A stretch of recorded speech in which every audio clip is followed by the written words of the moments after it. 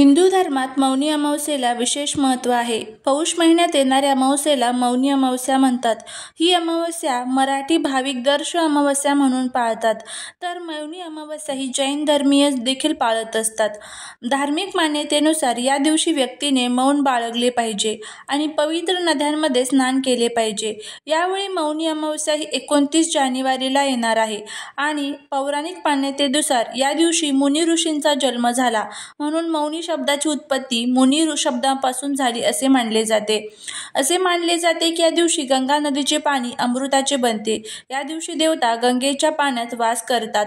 शास्त्रानुसार मनाचा कारक चंद्रदेव आहे आणि अमावस्येच्या दिवशी चंद्राचे दर्शन न झाल्यामुळे मनाची स्थिती बिघडू लागते. त्यामुळे मौनी अमावस्येच्या दिवशी मौन पाळले जाते. मौनी अमावस्येला धार्मिक आणि ज्योतिषीय एक वेगळंच महत्त्व आहे. चंद्र आणि सूर्य या दोन्ही ग्रहांच्या ऊर्जेच्या प्रभावामुळे या दिवसाचे महत्त्व अधिक वाढते. ज्योतिषशास्त्रानुसार सूर्य हा पिता आणि धर्माचा कारक मानला जातो. म्हणून जेव्हा सूर्य आणि चंद्र मकर राशीत प्रवेश करतात तेव्हा मौनी अमावस्या साजरी केली जाते.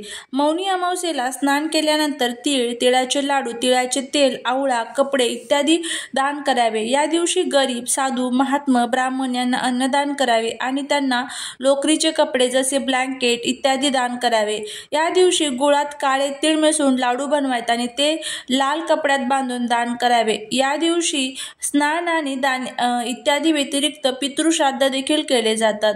मौनी अमावस्येला महिलांनी आपले सौभाग्य वाढवण्यासाठी पिंपळाच्या झाडाखाली बसून भगवान विष्णूंची पूजा करावी. या दिवशी पिंपळाच्या झाडाची प्रदक्षिणा करावी. शास्त्रानुसार या दिवशी नर्मदा, कावेरी, गंगा, सिंधू आणि इतर पवित्र नद्यांमध्ये स्नान केले जाते. मौनी अमावस्येच्या दिवशी आंघोळ करताना काहीही बोलू नये आणि आंघोळीपूर्वी गप्प राहावे. घरात वातावरण हे वादाचे निर्माण होणार नाही याची आपल्याला दक्षता घ्यायची असते. या दिवशी भांडणे, वादविवाद टाळावे. या दिवशी कोणाशी खोटे बोलू नका किंवा कटू बोलू नका. या दिवशी अंगाला तेल लावू नये, तसेच तेलाने मसाज करू नये.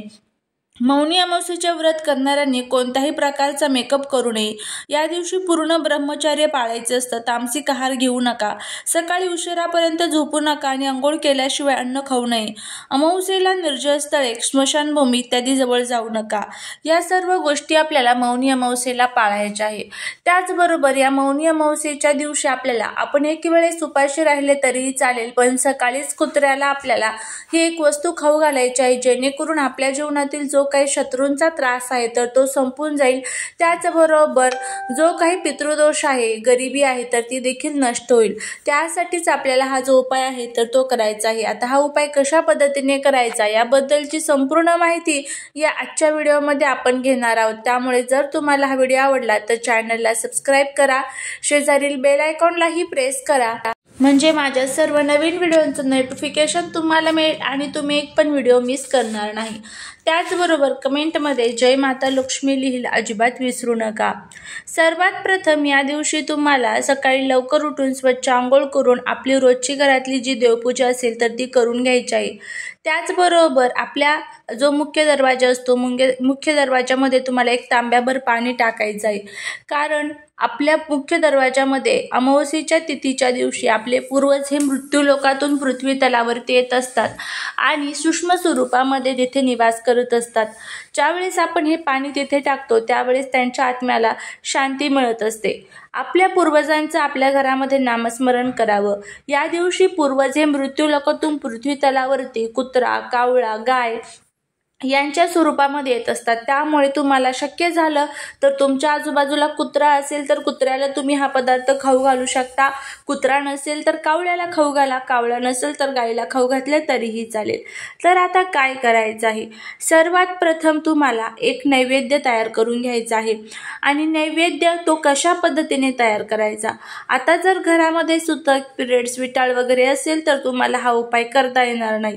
आता नैवेद्य तयार करत असताना सर्वात प्रथम तुम्हाला गव्हाचं पीठ थोडंसं घ्यायचं आहे.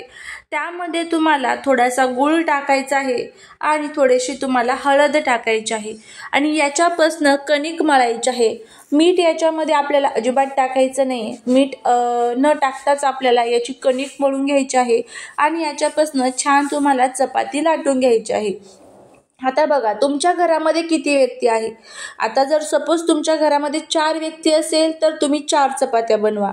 तुमच्या घरामध्ये 2 व्यक्ती असेल तर 2 चपात्या तुम्हाला बनवायच्या आहे. अशा पद्धतीने प्रत्येक व्यक्तीची 1 चपाती अशा पद्धतीने तुम्हाला चपात्या बनवायच्या आहे. त्यानंतर आपल्याला ह्या चपात्या भाजून थंड करून घ्यायच्या आहे. थंड केल्या की त्यावरती तुम्हाला जे तीळ असतात, काळे तीळ असतात तर ते त्यावरती ठेवायचे आहे. त्यावरती तुम्हाला थोडेसे गूळ जो असतो, जो आपण चपातीमध्ये टाकलेला आहे, तर तोही गूळ त्यावरती थोडासा ठेवायचा आहे.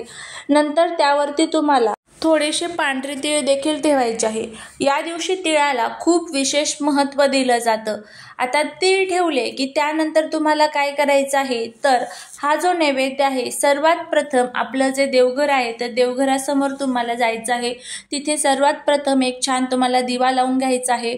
नंतर तुम्हाला पाण्याच्या साहाय्याने खाली देवघरासमोर एक भरीव मंडळ काढायचं आहे. तिथे तुम्हाला हा नैवेद्य ठेवायचा आहे आणि नंतर तुम्हाला नैवेद्यावरनं 3 वेळेस पाणी फिरवायचं आहे. नैवेद्यम समर्पयामी, नैवेद्यम समर्पयामी या मंत्राचा जप करत करत त्यानंतर तुम्हाला एक 5 मिनिट हा नैवेद्य तिथेच ठेवायचा आहे.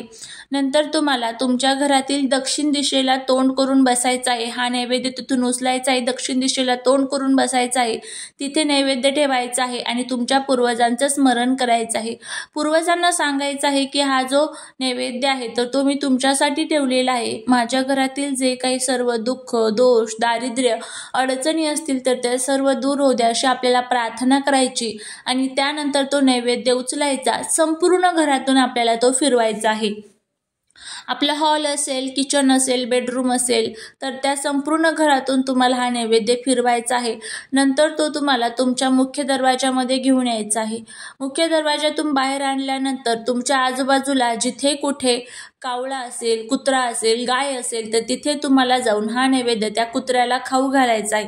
कुत्रा नसेल तर कावळ्याला खाऊ घाला, कावळा नसेल तर गाईला खाऊ घाला. तर अशा पद्धतीने आपल्याला हा जो उपाय आहे तर तो करायचा आहे. अगदी साधा सोपा उपाय आहे, तुम्ही करून बघा. नक्कीच तुम्हाला त्याचा जो फायदा आहे तर तो होईल.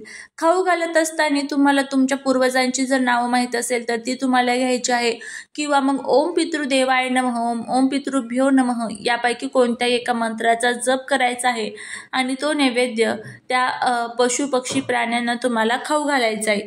यामुळे आपल्या पूर्वजांना तो नैवेद्य पोचतो. आपल्या जीवनामध्ये जे काही सर्व दुःख, दोष, दारिद्र्य, अडचणी आहेत तर त्या दूर होत असतात आणि भगवान विष्णूंची, माता लक्ष्मीची, भगवान शिवशंकरांची आपल्यावरती भरभरून कृपा होते. पितृदोषातून आपल्याला सुटका मिळत असते. तर अशा पद्धतीने हा उपाय तुम्ही करून बघा. नक्कीच तुम्हाला त्याचा जो फायदा आहे तर तो होईल. सुतक पिरियड्स असेल तर करू नका. झालेली सेवा ही महाराजांच्या चरणी रुजू करते. व्हिडिओ जर आवडला असेल तर लाईक, शेअर आणि सबस्क्राईब करायला विसरू नका. भेटूया पुढच्या एका छानशा नवीन व्हिडिओसोबत. श्री स्वामी समर्थ.